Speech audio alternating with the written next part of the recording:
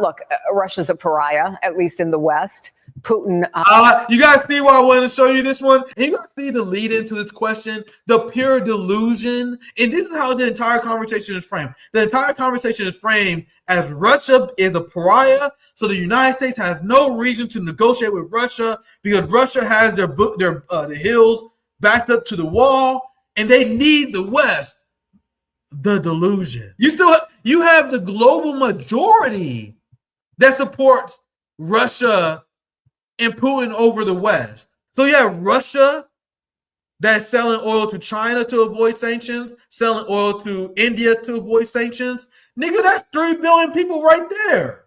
But you guys see how white supremacy and Western chauvinism is so strong, even among the liberal class, that they don't view the global South. They don't view Africans. They don't view the opinions of Indians as legitimate.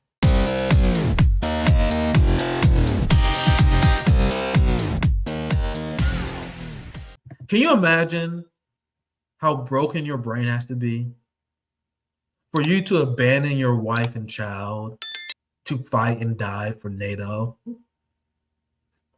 So Western leaders want us to fight to the last Ukrainian. They want Western people in Western society to sacrifice it all to fight a war against Russia simply because they can't handle having a neutral Ukraine. You guys realize that is what this is all about. Putin wants Ukraine and the international community to respect the referendum that came out of the Donbass, where a majority of the people in the Donbass wanted to be part of Russia. And they wanted to escape the fascist scourge of the Ukrainian government that killed 12,000 ethnic Russians in the Donbass. So Putin actually made a concession where he was like, all right, if you guys want to have a Western Ukraine that's garbage, that's on your prerogative. But I want a neutral buffer zone, the Donbass, which is mine, where it will be Russia because they speak Russian. Then Western Ukraine as another buffer zone between West and Russia. So Russia is a country that they are worried about invading Europe because they said we got to stop Putin now or he will continue into Europe. So why wouldn't you, if you're in the West, why wouldn't you want a buffer zone between you and this country you are telling everyone is crazy?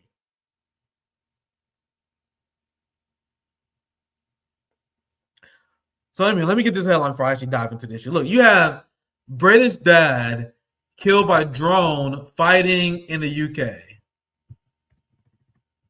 Oh my God, this source here is horrible.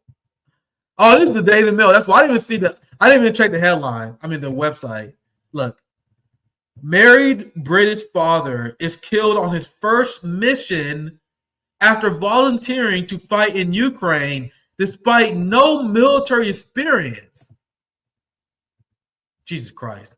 Why would anyone use this shit? I need to take this off. I don't want this fucking ad on my stream. Yeah, I'll keep this fucking headline up. Jesus Christ. Can you imagine being brainwashed by Western media so much that you want to abandon your family to fight and die for NATO? So this is why everyone should want peace in Ukraine. Imagine thinking that you're pro-Ukraine, but you want to sacrifice another generation of Ukrainians. It's very sad because whenever you see footage in Ukraine, you don't see military-aged men that much. I saw a footage of people dancing in Ukraine. They're like, in Ukraine, we're still dancing. We won't let Russia take our joy away. And in that video, if you look, there was not a single military-aged man. All the military-aged men are being snatched up the streets. And now you have support for the Ukraine war that completely collapsed in Ukraine. So you have an entire population like, hey, bro, even if it means giving up our territory, we just want this shit to be fucking over. Meanwhile, you have people in the West that say, nah, bro. We need y'all to fight to the last, the single last Ukrainian. This is why Zelensky crack down on opposition media, opposition parties, and this is why he canceled all elections. Because he doesn't want any public referendum on this war. This is a war that Ukrainians want done. Look, Ukrainian support for the war effort collapses. This is why they refuse to hold elections. This is why Putin is meeting with Donald Trump and he refuses to meet with Zelensky. So people say, oh, Putin is a tyrant who wants to delegitimize Zelensky's reign. Zelensky refuses to hold elections. So the position of Russia is very understandable. They had an election in Russia and Putin dominated because he's massively successful and popular in Russia. Where's your election, Zelensky? He knows he will get dominated. So why would Russia negotiate with a completely illegitimate leader? Well, it leads to this story. With Zelensky sidelined from Ukraine war talks. So Putin and Trump like, hey, little child, sit in the corner here. Trump appears to hand Putin a diplomatic win. So liberals right now are melting down at even the concept of Trump and Putin meeting. Putin has embarrassed and emasculated Donald Trump on the global stage. He understands that Putin has pressure. That Trump has pressure to end the war among his base of support. He said he's going to end the war in 24 hours. Meanwhile, Putin is sitting pretty, massively supported by the Russian people, military-industrial complex and high speed, running like a smooth machine. Support from the Russian people still very high. So you're in a position where you can sit back and wait for Western support to crumble, and that's exactly what happened. That's why the Zelensky curse exists, where every single Western leader that supported Zelensky lost their election. That's why Kamala Harris lost. The Swedish prime minister stepped down, resigned. The UK went through how many prime ministers since then? So Putin is sitting pretty. So let's listen, and I'm going to end the stream on this last segment here. Listen to the delusion. And I have a hard time picking which video I wanted to show you guys. But I'll show you guys this one because it shows you the utter delusion. It shows how the liberal pro-war propagandists, they don't even have a way out. They don't even have an end goal for Ukraine. Anyway, let's start here. Yeah, these things are generally planned a lot more in advance. Thank you for that, Monica. Well, Ambassador, look, Russia's a pariah, at least in the West. Putin. You guys see why I wanted to show you this one? This guy, Michael McFaul. I saw this like, I got to show you guys. There's no crazier neocon, no bigger anti-Russia, pro-war psychopath than Michael McFaul. And you guys see the lead into this question, the pure delusion. And this is how the entire conversation is framed. The entire conversation is framed as Russia is a pariah, so the United States has no reason to negotiate with Russia because Russia has the hills backed up to the wall, and they need the West. The delusion. So for one, the intro that she has when she says Putin is a global pariah. By who? Europe? It's possible. You have the global majority that supports Russia and Putin over the West. You have India, a country I have a ton of criticism of, the Modi government. But India has been buying Russian oil in order to, and helping them avoid U.S. sanctions. So you have Russia that's selling oil to China to avoid sanctions, selling oil to India to avoid sanctions. Nigga, that's 3 billion people right there. Those two countries, let alone BRICS, and all the countries who still have a friendly relationship with Russia. I mean, Zoya, what is it? Like 70%? 80% of the global majority is on the side of Russia versus the West. But you guys see how white supremacy and Western chauvinism is so strong, even among the liberal class, that they don't view the global South. They don't view Africans. They don't view the opinions of Indians as legitimate. They could give a fuck about what brown people think as long as Europe supports them. They will say the world turns against Russia. The world stands behind Israel. You mean Europe? Because they only value the opinions of white societies and white population. What other word can we use for that other than white supremacy? That's even demonstrated among the liberal class. But anyway, I know I can't shut the fuck up. I'm sorry. But do you guys really care about MSNBC at the end of the day? I'm using this video as just a way for me to rant at the end of the day. But hey, I'll play the video if you guys really want to hear it. Let's hear what Michael McFaul has to say. I have a lot to say regarding their sloppy, lazy propaganda. Look, Russia's a pariah, at least in the West. Putin has an arrest warrant out for war crimes against him. So what does it mean for him to get to meet with an American president, considering he's shown no, at least publicly, no appetite for compromise? You guys see the framing of this question? The fucking delusion. This is not Fox News. This is liberal people. These are Democrats, bro.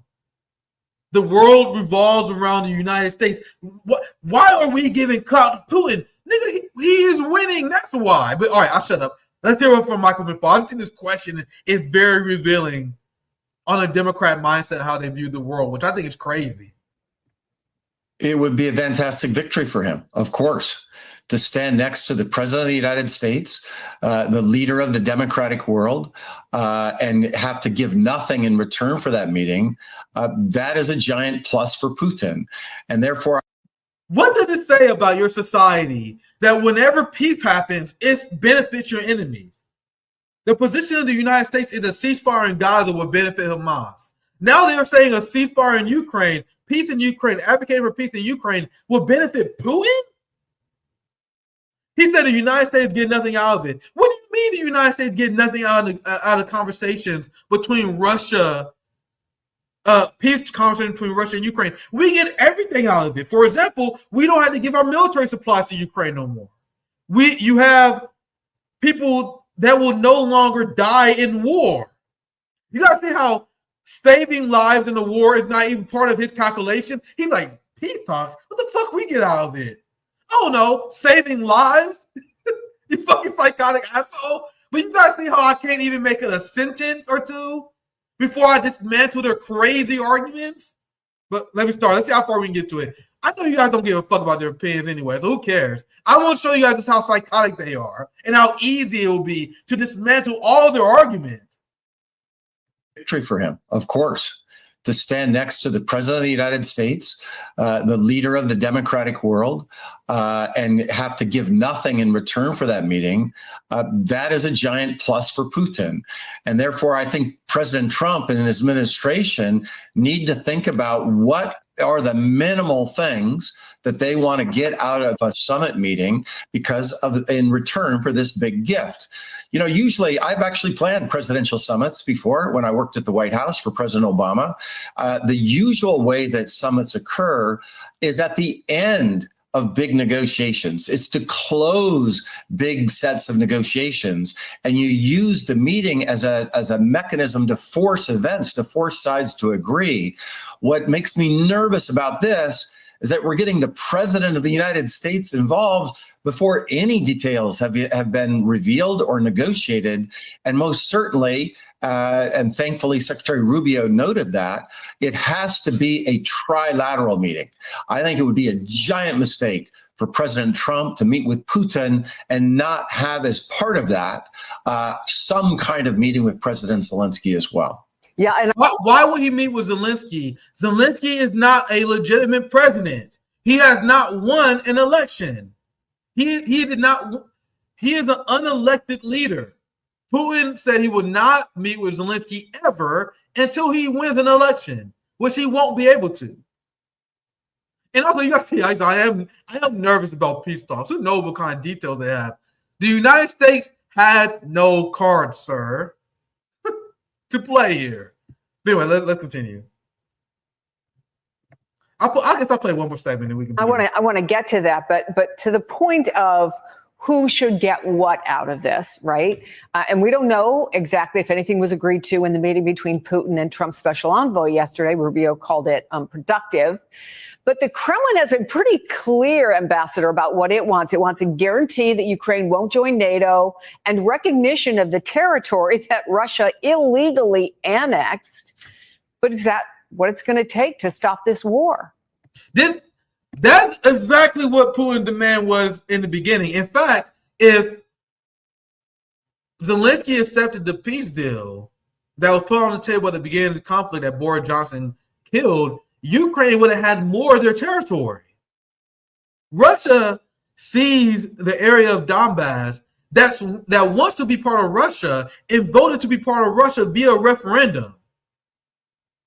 So via referendum, since the West wouldn't implement their sovereignty as a state, which they have the right to be a sovereign state after the Maidan coup and the rise of the Nazis in Ukraine, and after they were shelled by the Nazis and the fascists in Ukraine, they have every right to have a referendum and decide to be part of Russia, to be independent. And that's all that Russia wanted. Russia, even in the beginning, was willing to have Zelensky stay in leadership. In the very beginning, that was still part of his demands. It wasn't until Zelensky escalated this conflict and he called for Russia to give back Crimea. That was like one of the lines in the sand moment, because I still remember, I really wish I could find the clip. The Russian foreign minister, he essentially was like, that comment is a disqualifying. And you gotta know that Zelensky says this to this day. He says he won't accept any peace deal that doesn't include Crimea, which is part of Russia. Russian speaking, voted to be part of Russia. Russia said in the meantime, this is a red line that said we will never ever negotiate this in a million years. So Zelensky, knowing that, says, hey man, I'm not negotiating unless Crimea is on the table. So not only are you an illegitimate leader, you are clearly not serious about peace. Here's a great comment from Zoya. If you're an illegitimate leader and you're doing everything you can to take peace talks, why would Putin grace you with his presence when you're that unserious? Here's Zoya, and I do need to read more about the referendum. I'm not gonna lie, but according to Zoya, it was legal under international law with international observer. Yeah, it was very strictly and tightly regulated. And then the West didn't get the result they wanted. Then they flipped out and they said that Russia was intimidating people. I remember that. They're like, Russia is intimidating people. That's why, yeah. If it wasn't legal, then no territory can legally secede, which I'm sure imperialists believe. Thank you, Zoya, for that. I'll play one part. I want to hear his reaction to this. And then I'll read super chats. Now I really need to start doing 2-hour streams. Like if I go live this many times, I need to stop these 2-hour streams, bro. It flies by. I'm having a great time. If you guys can tell, I'm having a great time doing Nick at Prime Time. Hope you guys enjoying it. It's fun.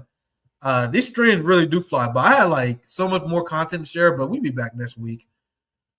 Let's continue, and then we'll begin to wrap up soon. Kremlin has been pretty clear, Ambassador, about what it wants. It wants a guarantee that Ukraine won't join NATO and recognition of the territory that Russia illegally annexed. But is that what it's going to take to stop this war? Well, you're absolutely right. There's zero evidence that Putin has changed any of his positions from the day that he invaded Ukraine. Why would he? For one, that's not true. His positions in the beginning were soft. They only hardened once the West broke their red line. I believe the first time I remember Russia hardening their position is when Biden sent M1 Abrams tanks. There's a lot that happened, but I swear that was like one of the moments where the Russia like, all right, y'all fucked now. But my point I want to make, why should Russia concede anything? You guys are the one who fucked up and promoted Russia in this war, in this conflict, and they made it 100% clear that Ukraine is their red line and Ukraine should not join NATO. What part are these Russian demands is unreasonable? and I'm asking everyone in the chat, even anyone who disagree with me, are you guys really willing to go start World War III based on who have governing rights over Crimea? Nigga, you guys want to die because you want Ukrainian control of the Donbass? Like, come on, man. Come on, man.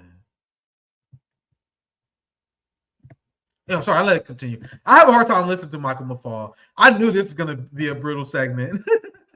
Well, you're absolutely. It's been a long time since I broke down liberal neocon propaganda. That's why I wanted to do this.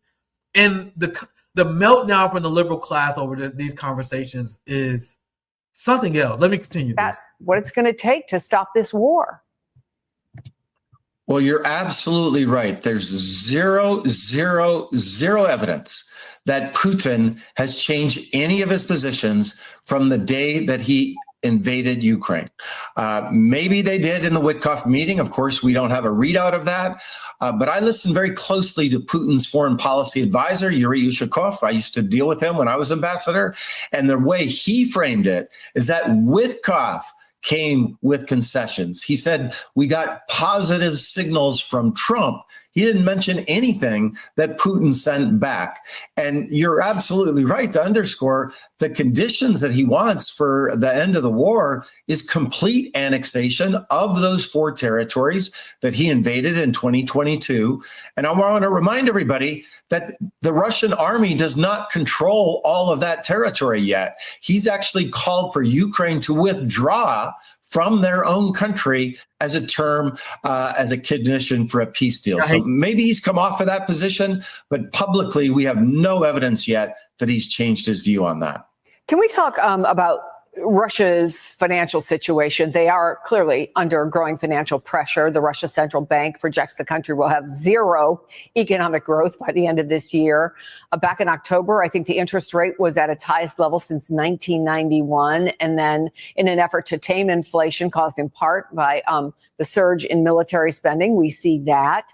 Tomorrow, the U.S. is supposed to apply, or said they would apply, a new set of sanctions, although it's not entirely clear, I don't think, if that's happening.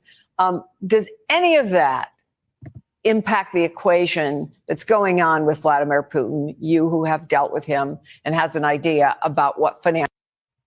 You guys realize that despite all the sanctions, that Russia's GDP growth is outdoing the United States, right?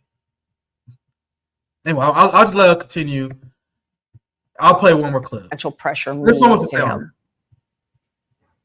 I do think it has an impact, and I wish we would have a much more comprehensive, smart sanctions regime to increase the pressure.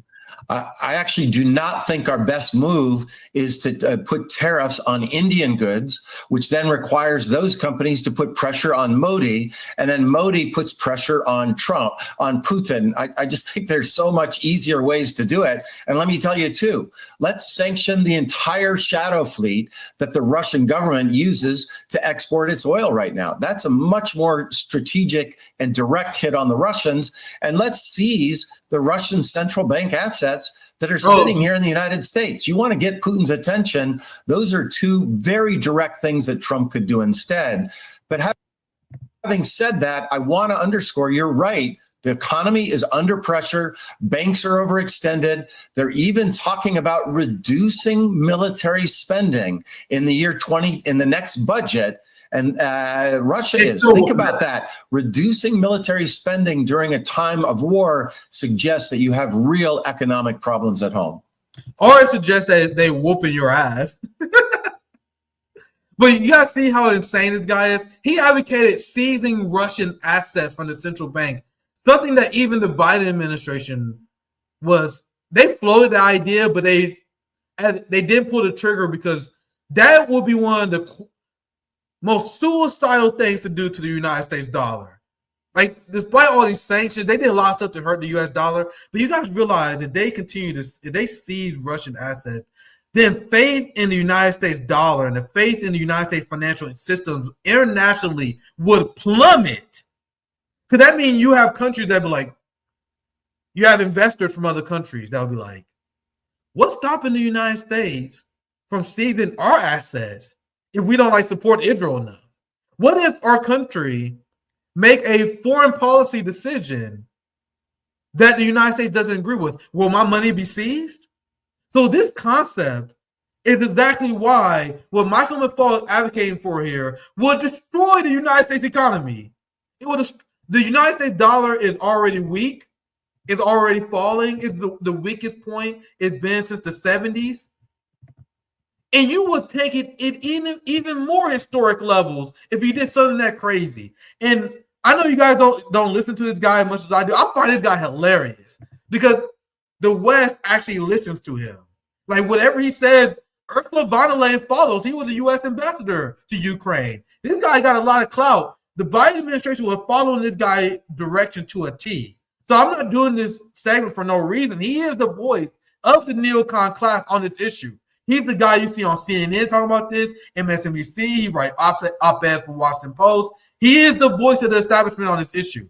If you was to ask him how you end this conflict with Russia and Ukraine, what's the end goal? His answer is that we need European countries to get involved. We need boots on the ground, and we need to fight to the last Ukrainian, and we need to fight Russia because that's how important this issue to him. According to him, we should have World War III. And this is the position of Ursula von der Leyen. World War III, so we can have Western dominance over Ukraine. People have no idea how psychotic the people in our ruling class is. Yeah, this guy has a lot of clout, man. I know he's like these people who sound like clowns to us guys are extremely influential among Washington, D.C. He was Zoya, am I right? The Ukrainian ambassador. I remember. I think I tried to show you guys all this stuff, but he used to go on MSNBC. He explained he had meetings with the Biden administration. He explained how he met with Anthony Blinken, and he was talking. He like, man, I had a chat with Blinken once, and I was explaining how we got to ramp up the sanctions, man. The dumbest people and the people ambassador to Russia. Oh my God. I thought he was ambassador to Ukraine. We had this absolute psychopath who calls him Putin. This psychopath was the ambassador to Russia. Jesus Christ. I don't know why I was thinking it was Ukraine, but Russia's crazy. So this will be the last thing I'll share. Here's Trump update on the Ukraine peace talks, explaining how they'll be swapping of territories. We will see. I feel like Trump is going to taint this peace deal like he tanked every single one. But this is the last update right before I went live. So we see how this goes on the weekend. I'll have an update on Monday. But Trump has worked against peace every step of the way. Whether people don't know it or not, but we see the fact that Trump is even considering swapping territory is good. But we see. Here's territory that's been fought over for 3.5 years with, a lot of Russians have died, a lot of Ukrainians have died. So we're looking at that, but we're actually looking to get some back and some swapping. It's complicated. It's actually nothing easy. It's very complicated, but we're going to get some back. We're going to get some switched. There'll be some swapping of territories to the betterment of both. And but we'll be talking about that either later or tomorrow or whatever. Yeah, please. This is a man who has been completely defeated and humiliated on the world stage by Vladimir Putin. Completely outclassed every fucking step of the way. So this is the announcement that's trending everywhere. But to me, I don't think this is new. Like, am I wrong here? But I see everyone talking about this headline. They said, breaking. Putin tells the United States he will stop the war in Ukraine in exchange for Eastern Ukraine. Like, this is the big trending story. But as far as I know, this is not really new. Like, and there's not a lot of details about this. Like, what do you mean by Eastern Ukraine? Oh shit! Let me actually find an article. Putin, Eastern Ukraine. I'm gonna see if I find an article on this. Twitter or not. I actually want to get an article. Here's the Wall Street Journal. Putin tells, or if I was going to be Michael McFaul, Putin tells U.S. he'll halt war in exchange for Eastern Ukraine. What does that mean? Donbass? So, because as far as I know, this did not change in this position. So we don't know the exact details yet, but we definitely will be keeping our eyes on this. Russian President Vladimir Putin presented the Trump administration this week with a sweeping proposal for a ceasefire in Ukraine, demanding major territorial concessions by Kyiv in a push for global recognition of its claims in exchange for a halt in fighting. So that, to me, that sounds like the same. Like, this is the big story everyone is reporting on, but it's like, what are you guys talking about? Am I missing something? To me, this is not even a breaking news story. But anyway, I think we can begin to wrap up here. Let me read some super chats. Make sure you guys like and share, subscribe. I mean, this is our third week in a row. The streak continues. I'll tell you guys, I'm gonna keep the streak going as long as possible. Like, I'm thinking until holidays. I'm gonna try. What is that, 10, 12 weeks? Unless something comes up like a medical emergency, my computer melts down, my internet gets cut off. Unless something like that happens, something that I can't help, I'm gonna keep the streak going. So our numbers are going up. Like, we are gaining traction. We are still less than a month old with this new show with Nick at Primetime. So if you're enjoying the show, make sure you tune in regularly to help us continue to grow as a channel, which we have ever since I started this new channel. There's been a significant uptick in traffic on RBN. So I'm glad you guys are enjoying the show. There's much more to come. Like, this week was more rant session. I have another show with Shama Sawant coming up here very soon with our new series. So our episode 2 should be coming out. I'm gonna try to book it for Friday, but we're gonna nail down exact time soon. Sarah from DDG will be back. A lot of great guests. Nico House will be back. So there's still a lot of great shows on Nick and Primetime coming up. So I hope you guys enjoying this. As you guys see, I've been having a lot of fun doing this show because my mindset was, I was like, all right, the YouTube algorithm is already fucking with me. The YouTube algorithm is not going to help us. So I was like, I was like, I'm going to do a new show where I just come on and I'll just fucking rant like a motherfucker. Talk about whatever story's been on mine. I've been having fun doing it. So I'm going to keep it going as long as I can. Hopefully we can continue to get and grow our support for this new show on the channel. Let me read some super chats. I'll put Hotspot in the background. We've been killing the game at Hotspot. This is the Hotspot video I just released today. Yeah, my Hotspot videos on X, they get around 10,000 views per video. It's very nice, man. It's dope. Anyway, let me read some super chats. I appreciate the solidarity, Patrick. Much appreciated. I appreciate you as well, Meredith. Thank you, Nick, for speaking the truth. Appreciate the super chats. Definitely make the labor of doing this worth it, because I actually do a lot of prep. I annoy myself because I prep way more for the show than I actually need to. That's why I be pissed, bro. I'll be like 2 hours in the show. People are like, Nick, how do you do 2 hour streams? I'm like, nigga, how do I do 1 hour? Because most of the times I do 2 hour streams, I only cover like half of the shit I prepare. Like, I actually put a lot of work in preparing these streams, reading and researching. Most of the time, I don't even scratch the surface. So that whenever you guys support us on Patreon, Super Chat, it makes it much more worthwhile because you guys are supporting the massive labor it takes to produce this show. Because I don't have a producer. I don't have a writer. I write every single segment. I produce every single segment. I control the background as I'm speaking. I monitor Super Chat. You guys have no idea how fucking hard this shit is to do. But I've been doing it for a while. So, hey, man, it's a lot of labor. That's why I appreciate whenever you guys support the channel, essentially. That's the homie. I got to hit them up later. Hold on. Actually, I'll just call him out. We about to wrap up soon. Thank you for the super sticker, Eric. See, I got my brothers calling me. Like, what the fuck? They like, nigga, what are you doing? Thanks for $5, Mark. Nick, Hamas was having a big press thing in the beginning. Every time they released a hostage, all smiles and everything, pissed Netanyahu off. If you guys want to know how fascist and insane Israel is, they had a rule that they was enforcing on Palestinians, and they was shooting.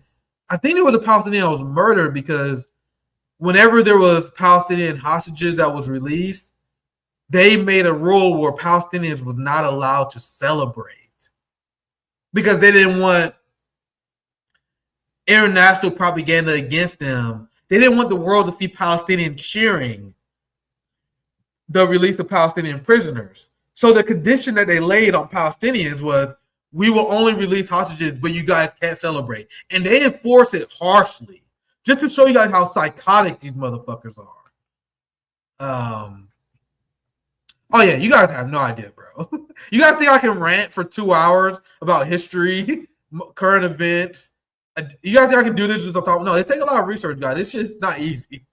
But I enjoy it though. Hotspot helps because doing Hotspot it takes me a few hours to do that, but it takes a lot of research. I've grown a lot as a communicator and as a journalist ever since doing Hotspot because it's so much work. So if you guys think it's easy to do this shit, then there's a reason why a lot of people not doing it, man. So that's the point I'm making, not to brag. It's just I appreciate people who are willing to pay me for my labor. That's all. It is a lot of work, especially since I'm doing it 3 times a week, 2 hours. This is literally the second 2-hour stream of the week. And then my stream on Monday was 90 minutes. So either way, the most important thing is I have a fun time doing this. I have a fun time doing this, so I'm not complaining. I appreciate you guys. Thanks for $5 for Tuzo. Nick, the only issue I have with the poll you set up is that I don't have a hell no as a choice. Zoe, what's the poll result? I can't see it. I tell you, when I produce, I can't fucking see the polls. He reminded me. Zoya, she always yells at me because I forget the poll. Thank God that super chat reminded me. Definitely would have forgot again. I had to pull up you. I'm gonna read it. Should universities pay Zionists for feeling uncomfortable? So luckily, 94% of you guys said no. 4% say yes. I understand why you guys would have held no on that one. But anyway, I'm a. Did I miss a super chat? Oh yeah, this one. What? They hate Fuentes for exposing the full supremacy. Appreciate the super chat. You guys know I'm not a big fan of Fuentes, but I appreciate you guys for watching. This is another solid week of Nick at Prime Time. I found some videos. If you guys like Nick, bro, I found some fucking videos where he's like, man, I'm an elitist. Like he is such a fucking grifter. That's a story for another day, though. I found some devastating op on that guy.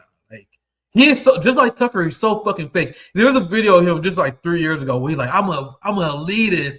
We should. I don't respect people who work with hands. Actually, what the fuck is it? Since you guys, I had it saved because I was thinking about doing the 7, but it was not that big of a deal. Like, but I'm gonna show you guys this real quick.